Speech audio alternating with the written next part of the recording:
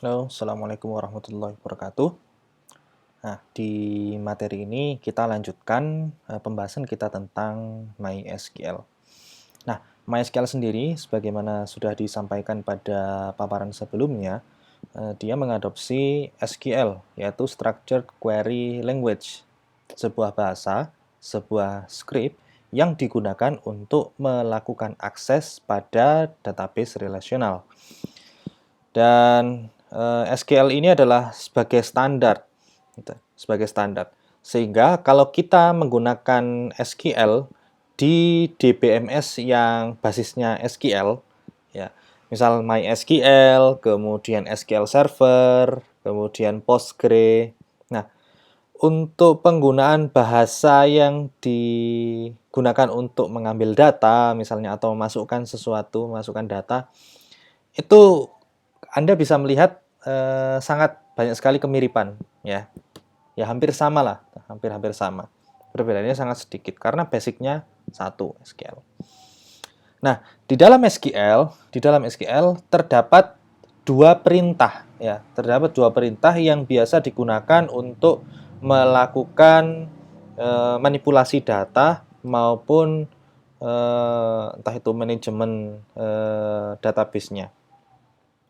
Yaitu yang pertama adalah DDL, yang kedua adalah DML. Apa saja itu? Yang pertama DDL. DDL itu adalah Data Definition Language. Ya, jadi sebuah bahasa, sebuah perintah, ya perintah-perintah yang digunakan untuk mendefinisikan data. Ya, mendefinisikan data. Kalau DML digunakan untuk memanipulasi data. Nah, analogi mudahnya adalah begini. Kita di awal ketika membahas tentang database, membahas tentang basis data, kita menggunakan contoh lemari, ya, contoh lemari, yang mana ada sebuah lemari, ya, sebuah lemari atau sebuah rak itu, apapun itu. Kemudian di dalamnya itu ada buku-buku, ya, ada rak, ada buku. Ya. Rak itu adalah database-nya, sementara buku itu adalah datanya. Ya, masih ingat semua ya. Nah, analogi rak dan buku ini bisa kita bawa, kita gunakan pada pembahasan di MySQL ini. Ya, termasuk di DDL dan DML. Apa itu DDL? Ya, DDL itu adalah perintah-perintah yang kita gunakan, ya, bagaimana agar rak buku itu bisa dibentuk. Ya, jadi DDL itu adalah perintah-perintah yang digunakan untuk membuat rak bukunya. Ya, paham ya? Membuat rak bukunya. Ya. Kalau kita relatekan dengan database, berarti dia digunakan untuk melakukan pembuatan tabel, ya, pembuatan tabel. Ya, selain membuat, juga memodifikasi dan juga menghapus. Ya. Jadi bisa digunakan untuk membuat tabel, memodifikasi tabel, kemudian menghapus. Ya. Selanjutnya ada DML. Kalau DML dengan analogi yang tadi, analogi rak buku, ya, buku itu kan datanya. Nah, DML itu adalah perintah-perintah yang digunakan untuk memanipulasi data-data yang ada di dalam sebuah tabel dalam database. Ya. Jadi perintah-perintah bagaimana caranya biar buku itu bisa masuk di sana, kemudian biar buku itu bisa tertata atau mengambil buku itu. Ya, DML juga seperti itu, Data Manipulation Language. Kita bisa memasukkan data, kemudian mengubah data, menghapus data. Ya, itu terkategori dalam perintah DML. Dan ada yang mengkategorisasikan perintah untuk mengambil data. Perintah untuk mengambil data itu ada yang mengkategorikan dia termasuk ke data retrieval language, ya, atau di DML juga ada yang mengatakan seperti itu. Ya, jadi ada perintah tentang bagaimana kita bisa mengambil data dari sebuah database, ya, yaitu menggunakan perintah select itu. Terus tambahan di sini ada DCL, ya, Data Control Language, dan DTL, Data Transaction Language. Ya. Itu nanti kalau terkait dengan data control dan transaction ada di pembahasan mata kuliah basis data lanjut. Ya, insya Allah kita kalau misal ketemu lagi di mata kuliah basis data lanjut, nah, pembahasannya tidak jauh-jauh dari itu. Nah, seperti ini perintah DDL. Jadi untuk membuat database, tabel, hingga menghapus database, ya, termasuk merubah database-nya. Ya. Perintah-perintahnya seperti apa? Contohnya di sini ada create database, create table, kemudian drop table, dan juga alter table. Kalau create database ini digunakan untuk membuat sebuah database, create table ini digunakan untuk membuat tabel, drop table ini digunakan untuk menghapus tabel, sebuah tabel, alter table ini digunakan untuk merubah ya, struktur yang ada di dalam sebuah tabel. Nah, kalau DML, Data Manipulation Language, ya seperti yang kita bahas tadi, yaitu digunakan untuk memanipulasi data.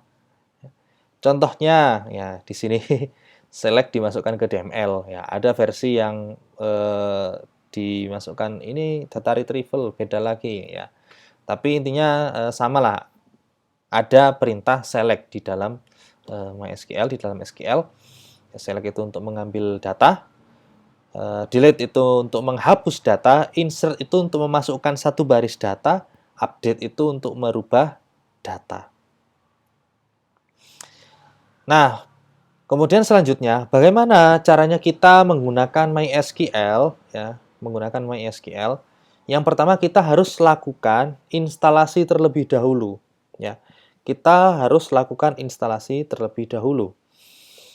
Anda bisa menginstal MySQL itu menggunakan tools-tools yang ada. Ya. Misal sudah pernah install pakai XAMPP, di situ ada MySQL-nya, monggo boleh digunakan. Atau MySQL sendiri yang pretelan ya, pretelan. Jadi MySQL diinstal secara standalone juga boleh. Ya. Kemudian di dalam SQL ada perintah untuk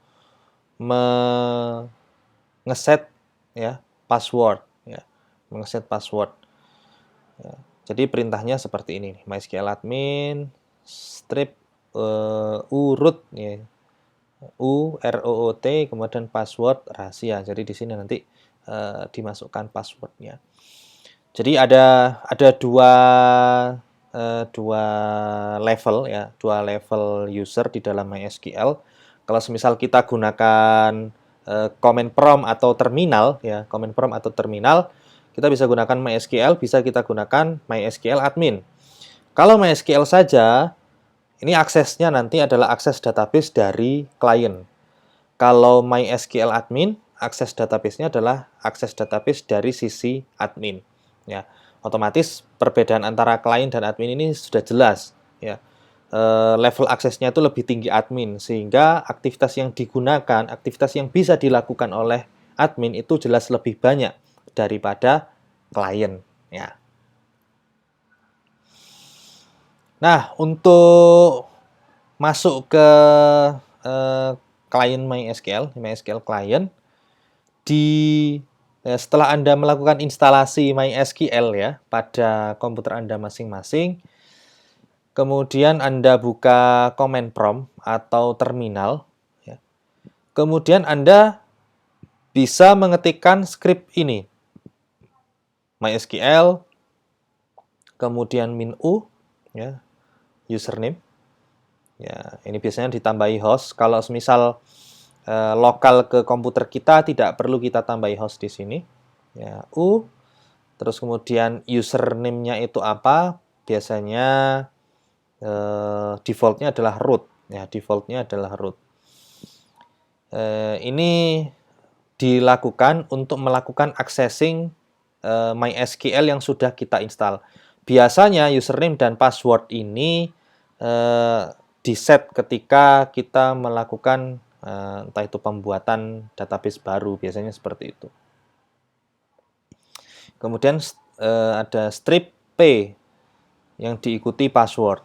Kalau semisal ini kita kosongi, berarti di situ tidak ada password yang kita set dalam database kita. Tetapi kalau semisal ada password yang kita set di dalam database kita, maka kita harus masukkan password di sini. Ya.